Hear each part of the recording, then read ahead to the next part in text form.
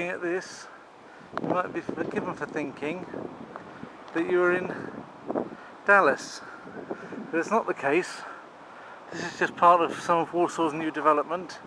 And of course next to it you've got the old style communist flats on the other side of the square. You can't have everything done at once, but it's very interesting the way they've done this bit. I'm walking home from work today again in the quest to lose some of those extra kilos that I'm carrying around with me.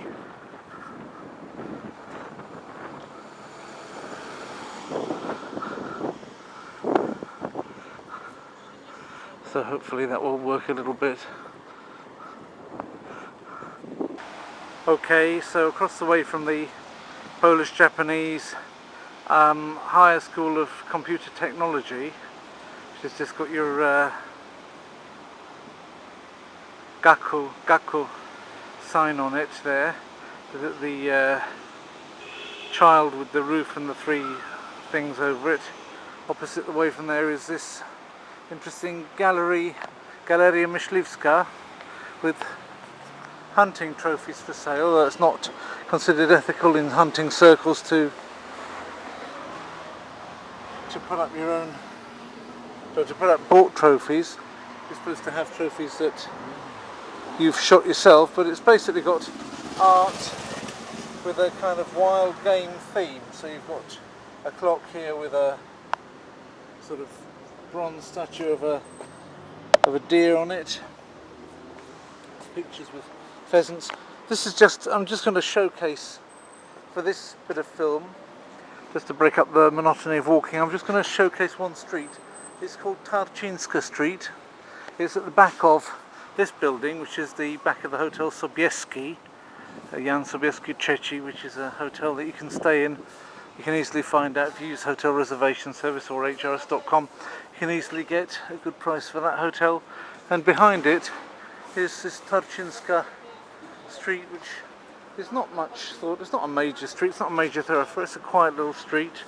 But what I quite like about it is it's got a few things, it's got almost like a kind of cafe culture about it. Just on this side, that side's dominated obviously by the hotel. This, a specialist shop for Spanish books. Yeah?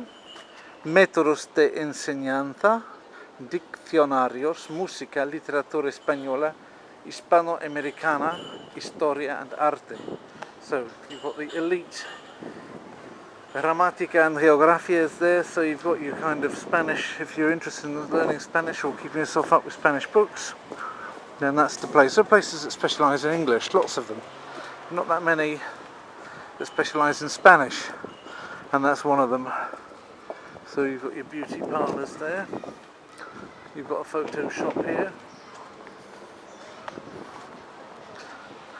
You've got an old brick building that looks original pre-war, which is not that common. There's another hairdressing salon, beauty parlour.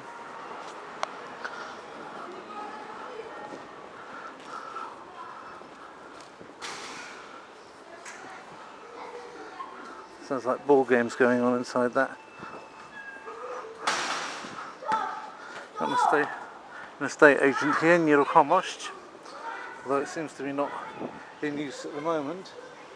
There being a bit of a downturn still in that area. It may be that they were there and packed up, cut their losses.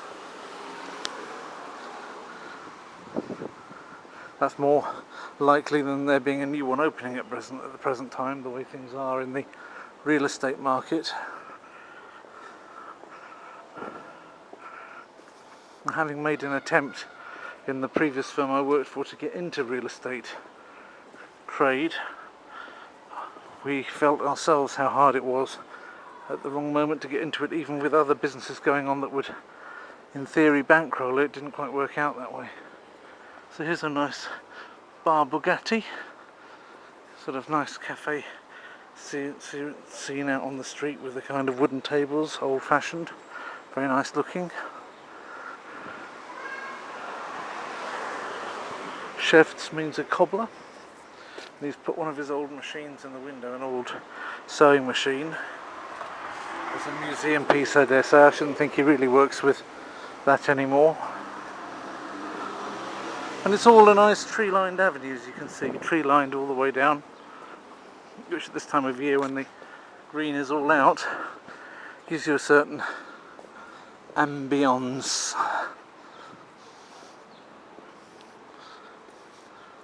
And for those who live in the flats above the shops, even when it's at the end of the day and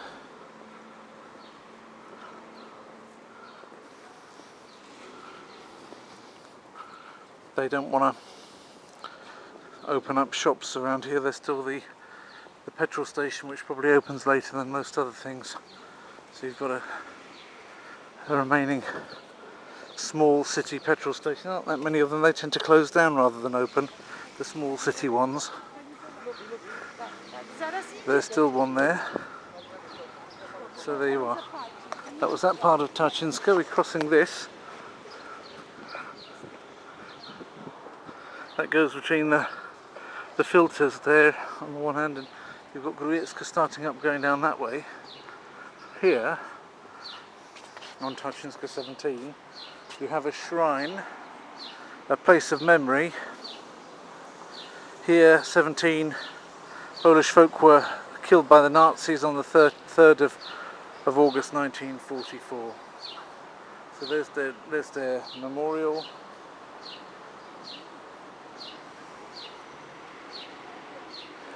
This is the place of one of three collective murders which took place in the day after day between the 3rd and the 5th of August 1944 on unarmed civilian population by the SS company, which was occupying the previous school building on ulica Tarzinska, this street number 8. So these crimes were acts of terror and of revenge on the people for the resistance activities that took place in this region. Of course, they would have said it the other way around, that they were reacting in resistance to the terrorists, which is a bit like the Americans put it, and call it war on terror when they're really doing it themselves. So they say that of the residents were murdered in the residents were murdered in the cellars, in their cellars, by shots at the back of the head, and then their remains were burned. And the other two places are where this series of crimes happened were the nearby homes on Gruiecka 20B and Gruiecka 24, and in total over 200 people were killed in that round of killings, murders. So there you are. You don't have to go far. You don't have to go far at all in Warsaw before you see one of those things, by the way.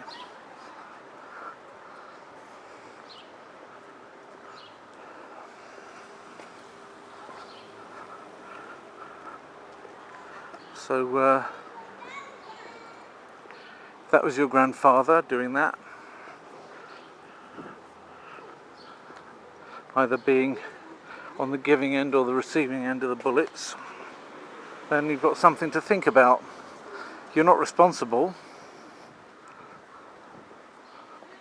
for what your grandparents did, but it shows what lurks deep within our nature.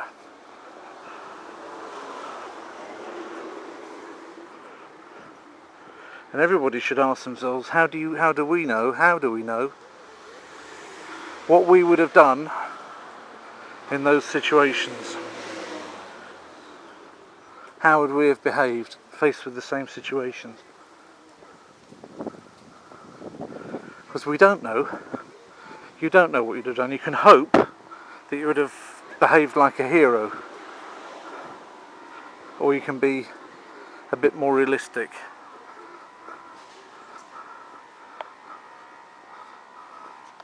So there's Ive Mendes. I've mended your shirt, darling, you can wear it again now. So I don't know who it is, but she's apparently going to perform at the Sala Kongresowa. So there you are, that's an alternative to downloading it on BitTorrent. You can go and see the artists. I encourage people to do that. I'm not a big one for spending money on overpriced CDs, but certainly if somebody bothers to come and do a concert for you, you should turn up. That's what I say.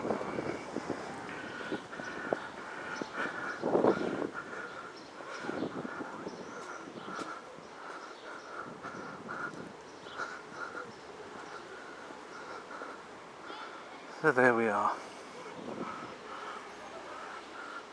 That seems to be the end of Tarzinska. That's about all there was of it. Lecinska's version, there's a veterinary service.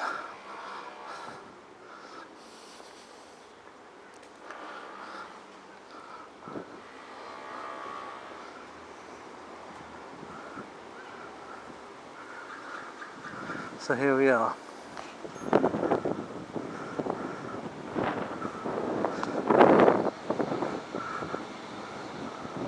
Okay, I'm showcasing another Warsaw Street now, here by the Wydział Chemii of the University of Warsaw, which is Warsaw's chemistry department, and an important chemist and microbiologist, Louis, or Ludwig, as his real name was, Pasteur, who lived from 1822 to 1825. He was the creator of the framework of microbiology and immunology, and he was the creator of the method of stopping foodstuffs from being spoiled, known as pasteurization. And he was also the inventor, or the discoverer, of the vaccination against rabies. So there he is. And this house is obviously, since there's a plaque on it, must have been where he lived at that time. I think that was probably the one up there with the satellite dish on it. That might still be his satellite dish, because you're not supposed to take them away when you leave. You're supposed to leave them screwed there, and hopefully the person in the next flats left their satellite dish screwed in. It's a little bit like, good manners not to take your dish with you, because it should be, fitted for good once it's fitted. So that's probably his dish. I think they used to call them Petri dishes in those days.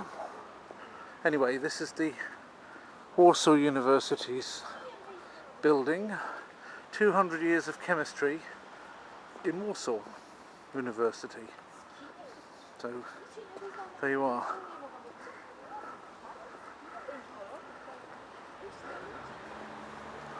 WCH for Wydział Chemii. I used to have a friend at university. He actually was my next door neighbour in the room that I had given to me my final year at university, which is a story all on its own about that room, by the way. But that room, well, basically this guy was a chemist, and he used to chat with me and say some very interesting stuff, as chemists do, about the sort of stuff that he'd been making in the lab, and how poisonous or explosive it was, and how many years of his life today's experiment was statistically likely to have taken away from him. So that was all quite interesting. I sometimes wondered whether it was safe to be in his company, or whether certain minutes or hours of my life weren't ticking away just because I was somewhere near that guy. But it probably was worth it, because he was such a character. I won't tell you too much about him, because he's not here to defend himself. In fact, I don't even know where he is now, but hopefully his degree didn't take too much of a strain on him and he's still around somewhere. That's nice, isn't it? Just the log of a tree, and somebody's gone and planted nice rockery plants next to it, even though it's not particularly in a non-public place. It looks like it's in a perfectly public place, but somebody's made a kind of impromptu rockery by it. This, on the other hand, equally positioned on the other side, hasn't been tended to, and there aren't any rockery plants on it.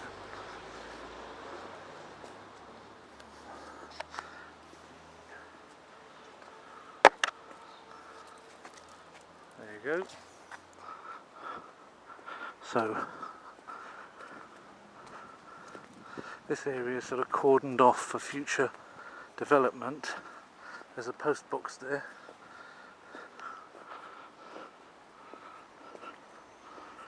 That's what they used to have before they invented email. I say that because I don't know how far into the future people are going to be watching my films, and it may well be that these films are still around in the future. I have no intention of taking them down if I can help it. Maybe, I might say a word, and in the future that word might become rude, and people might say, how could he possibly have called himself a Christian and used a word like that, or focused up on the blossom of an elderberry? It's obscene, because you never know what might change deep into the future. So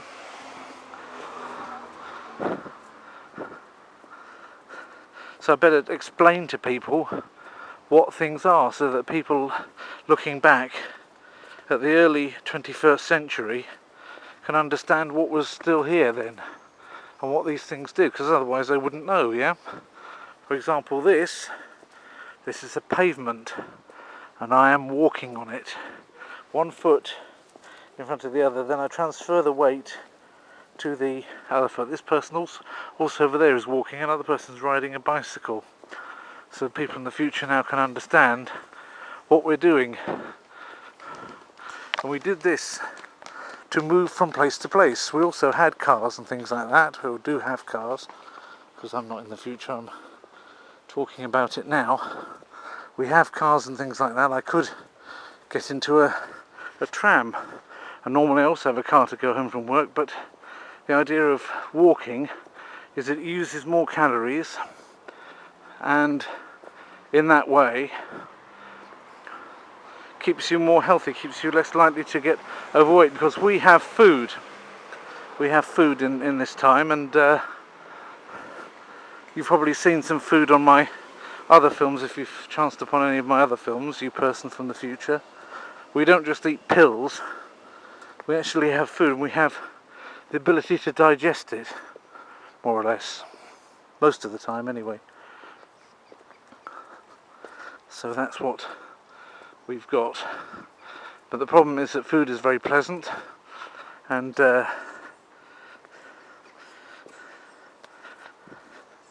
therefore we might eat too much and need to burn it off, and so it's a good idea to walk along instead of take the car.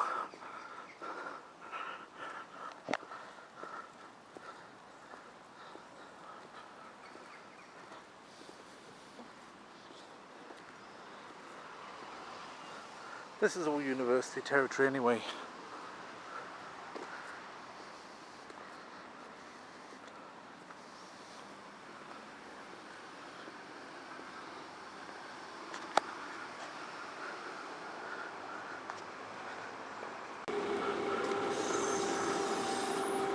So here we are, where the place to walk has been all blocked off by a tram. It's also terrible to walk on that, because this tree's roots have pushed the pavement up, and you don't notice until you're right on it. That's a nice Milka advertising tram over there in nice Milka colours.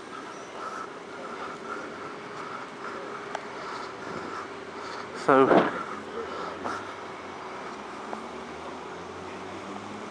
there you go.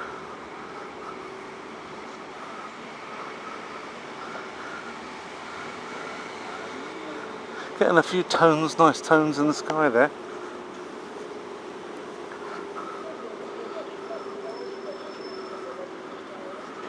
Somebody also over there taking photos, but she took a photo of a puddle. That's very artistic. I should do that.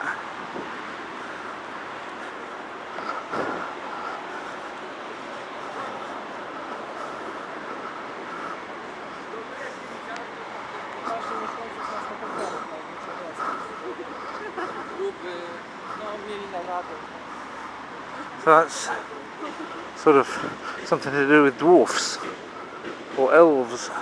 Skrati. Don't know what that's all about, but they've got dwarves or elves with their funny hats on.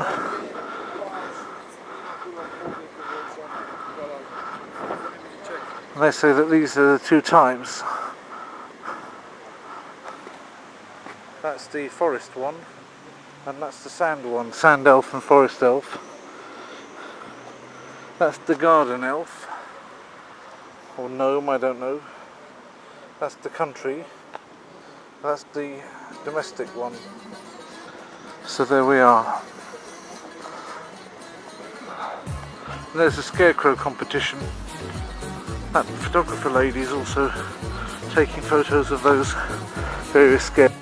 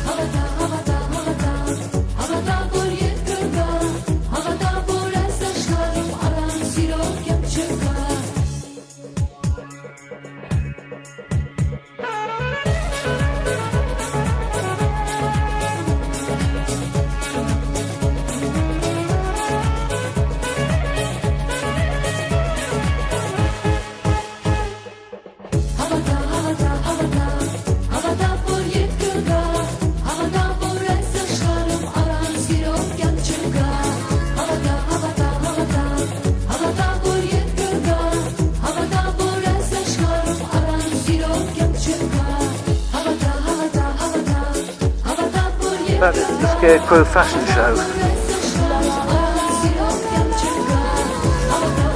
That last one was Armani.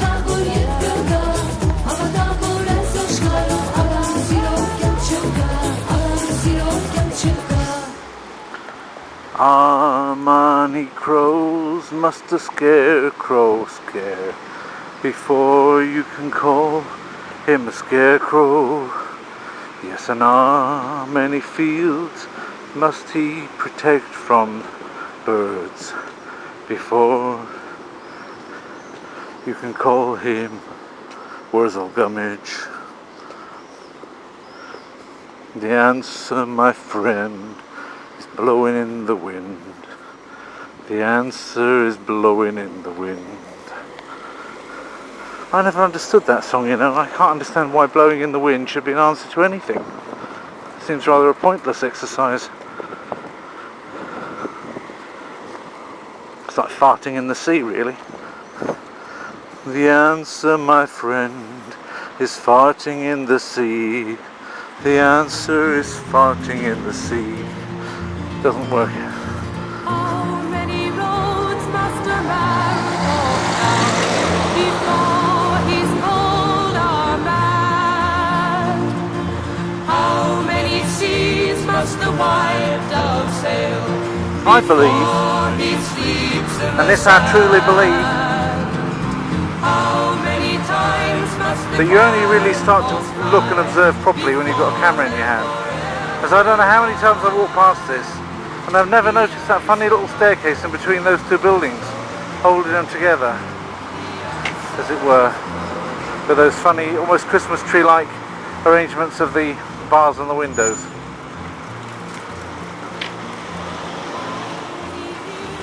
And I've never really noticed that before, and the little carvings of the bricks. They're not carvings of bricks, but brick arrangements so that they look almost carved. There's one thing I have noticed before is the way that lightning conductor comes out there, and here a couple of places on this building that I have noticed before. But I probably didn't notice really the way that the brown and the grey work on that building too much. You don't notice a lot of things, but when you've got a camera in your hand, then you see things differently. You're looking for things to put the camera on. And that's when you start being more observant. That's why it's actually it would be worth filming almost, even if you didn't share it, just to increase the power of observation.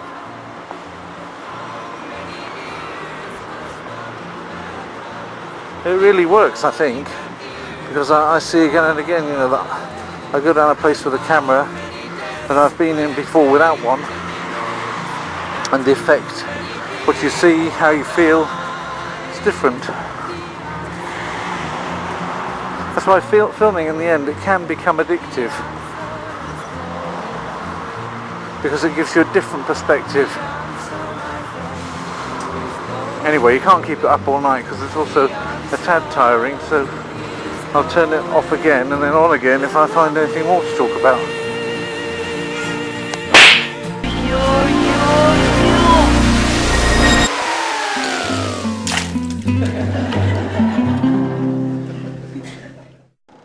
Ahead of us in the rain we've got a vintage car. You can probably see this little mark on the registration plate, the vintage car on the plate. That's how they show vintage cars, that the vintage is really, well, I mean, I suppose it's because people who had vintage cars didn't like the fact that they had to use new numbers, new style numbers. They prefer to keep it in the old original white on black to make it look like it always used to look. So they had to do something to appease these vintage car owners that were upset about the fact that that their cars were not being respected, and so they came up with this special yellow sign with a vintage car after the number and a specially short number, just so that it can kind of say, well, this car is, you know, a museum piece on wheels, to make the car owners of vintage cars accept the fact that things, you know, the registration details were changing. It's a bit of a miserable day today. You wouldn't think it was the last day in May, would you? What's the temperature? It's not a bad temperature, 19 degrees, but still, rotten sky, rotten weather.